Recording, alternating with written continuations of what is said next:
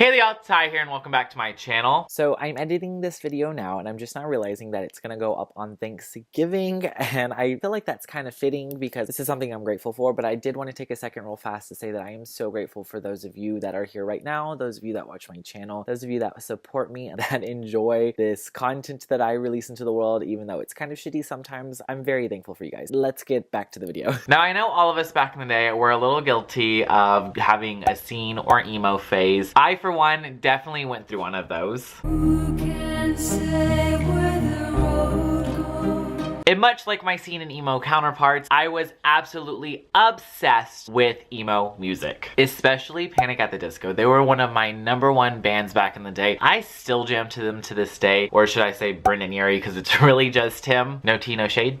Okay, so let's play a little game. Every time I say Brendon Urie's name, take a shot.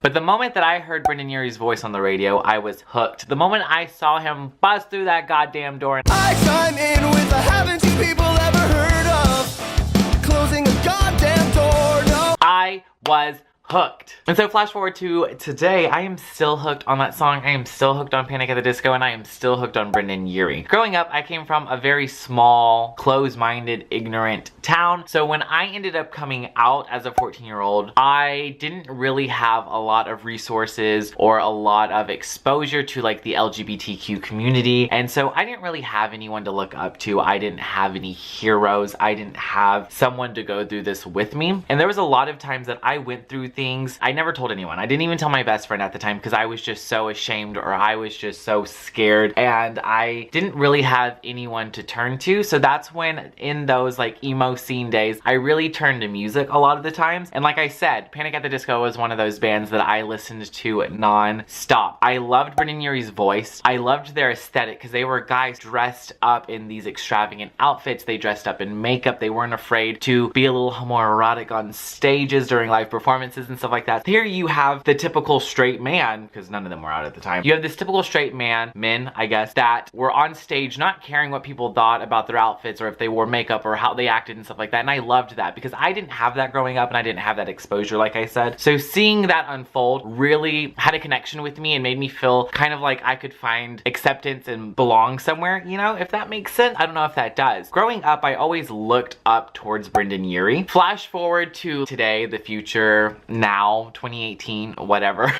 And I still look up to Brendon Urie because in one of my last videos, I came out as pansexual. If you guys didn't see it, I will link that down below. But I did, and it was definitely a very scary and very anxiety-ridden thing for me to do because I was so nervous. You know, I didn't know how people would accept it. It took me a while to come to terms with that because like I said in the video, I struggled for a bit. So when I did some research and I found out about pansexuality, I was like, you know what? That's me. And one of the big reasons why I decided to come out and why I felt so comfortable was because Brendon Urie came out as pansexual as well. I know a lot of people were like, oh, it was about time he came out. And I don't think that we should ever necessarily assume someone is a certain sexuality or gender or anything like that. And he came out around the time that I was starting to feel comfortable within that word and within my skin. It really kind of gave me that push to come out to my boyfriend, and it gave me that push to make that video that I did, and it just gave me that push to kind of come out and be who I am and accept myself for that. And so for that, Brendon Urie, I would like to say thank you. Thank you for everything that you've given me the past decade or so. Thank you for allowing little old 14-year-old me to feel comfortable in his skin back then and allowing 24-year-old me to feel comfortable in my skin now. Thank you so much. I know you'll never see this video and you'll never probably meet me, but I just wanted to put out there and say thank you so much for everything that you've done because you really have been one of the few people that I've had to look up to in my life. And I would like to thank all of you guys who have gave me support on my coming out storytime video and my coming out as pansexual video. All of the love and support that I've received from that really just, it warms my heart. And I know I haven't said that on my channel yet, but thank you so much. I love you guys so much. I have been in like the real emo mood lately.